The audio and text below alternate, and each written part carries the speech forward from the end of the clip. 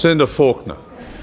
Thank you, Mr President. In March, I spoke in the Senate about the achievements of the Australian blind cricket team, and in that speech I mentioned that Ben Phillips, a totally blind cricketer, would be joining the Tigers Oxfam Trailwalk team to compete in the 100-kilometre 2011 Melbourne Oxfam Trailwalk. Tonight I inform the Senate of the Tigers' success in completing the 100 kilometres in 37 hours and 2 minutes, but most importantly the fantastic work of Ben, who did it all without seeing a single step. Ben is now totally blind. He was born legally blind and as a child had very limited vision. He went to school and learnt to read, but as the years passed and his glaucoma, aniridia and other eye conditions became worse, his sight diminished. He's been totally blind for around 2 years now, with only some extremely limited light perception. The Tigers first met Ben while we were training with Nick Gleeson for the 2010 Oxfam Trailwalk in Melbourne, when Max, a Tigers stalwart, Ben, Nick and I, along with another blind walker and 2 other guides, walked a section of the Great North Walk in Sydney. Ben works as a babysitter and is studying childcare at university via correspondence. He seems to have a natural talent to get babies off to sleep. He lives independently in Paddington in Sydney. He plays blind cricket for the Burwood Club and is a regular in both the New South Wales and Australian sides. Mr President, in the first stage of the Melbourne Trail Walk, the Tigers kept up with the pack and we met some interesting characters along the way.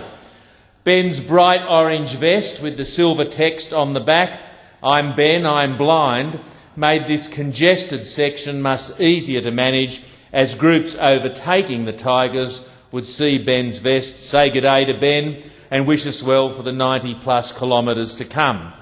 We eventually made it to checkpoint 1, which had run out of food by the time we got there. Disaster, but a quick socks change and we were on our way to checkpoint 2 at Listerfield Lake. At Listerfield, we met up with our support crew, Anthony Byrne MP and his staff, who as usual gave our team magnificent support. We set off on the wide fire trail with the goal to reach checkpoint 3 by sundown. As the fire trail wound back into suburbia, the team pushed up some steep hills around Belgrave. We made checkpoint 3 at Ferny Creek not long after dark. And after a short break, we hit the track again. Many parts of this section are slippery, single-file track. Light rain began to fall. Heavy rain followed. Conditions were very cold and miserable. We were climbing for most of the second half of this section, and we reached the highest point of the trail walk in the middle of the worst storm. Ben said this was especially difficult for him because when the wind and rain whipped around his ears, the hood on his raincoat inevitably muffled directions from sighted teammates. Ben had no choice but to bat on and concentrate very, very hard, which of course he did. We reached Olinda, the highest checkpoint in the walk, and decided to sit out the storm. When the worst of the storm moved on, so did the team.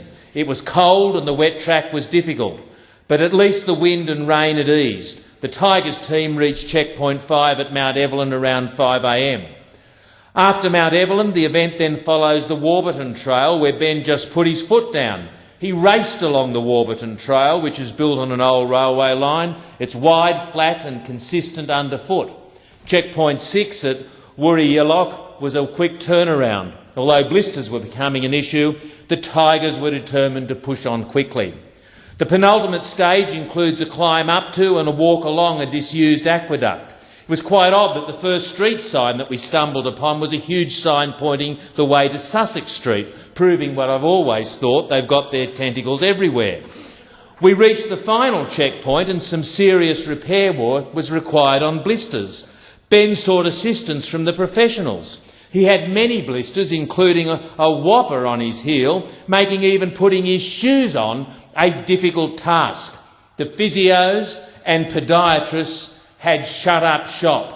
But to Ben's credit, he just shrugged his shoulders and said, "OK, let's go." The final stage of Ben's epic began with the most awkward climb of the 100-kilometre trek.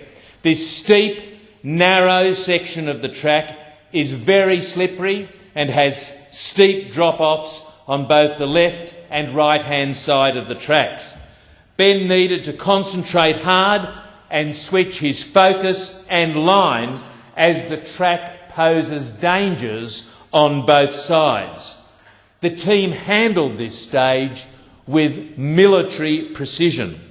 We made it to the top of the hill and onto the fire trail in record time and began the run home.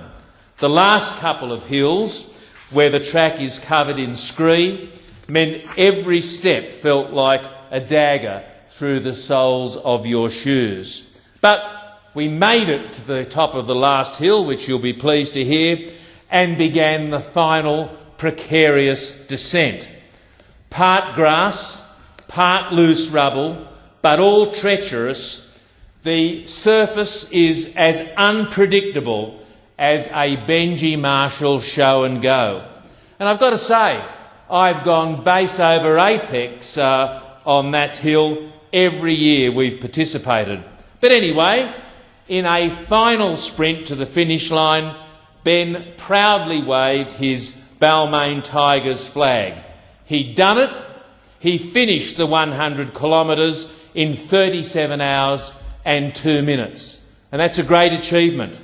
But let me quote Ben's own words about this. This is what Ben said. "I've been overwhelmed with emotion this afternoon, just crying my guts out with joy. I can't tell you how liberating it is to have experienced years of bullying and discrimination for being blind, then to go and conquer something most people will never do, and wear a bright vest that says, 'I'm Ben, I'm blind, Tigers,' and do that for 100 kilometres for all to see. It became something positive. I feel valued and special, and I no longer need to hide being blind." Well, Mr President, my thanks, as always, goes to Max, who does so much of the organisation for our trail walkers, to John Paul, and to our fantastic support crew, Alex, Helen, Daniel and Anthony Byrne and his staff.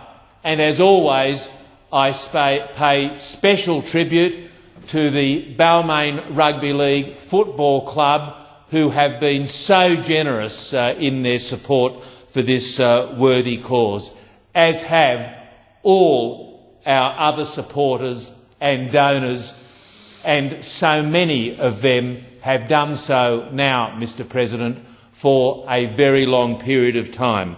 But, Mr President, as far as Ben's 3 other team members are concerned, I just want to say this. As far as we're concerned, our mate Ben is a real hero. Senator Payne. Mr President, it's not very often as Senator Faulkner would know that I would stand in the chamber and say "Go Tigers," but on this occasion I can certainly acknowledge the value of the walk team for the trail walk that he and his fellow Tigers put together, and I've been known to support it myself in the past. Last Thursday night, 256... My absolute pleasure, Senator Faulkner. Last Thursday Interjections may normally be disorderly, but I think that people understand the context of that.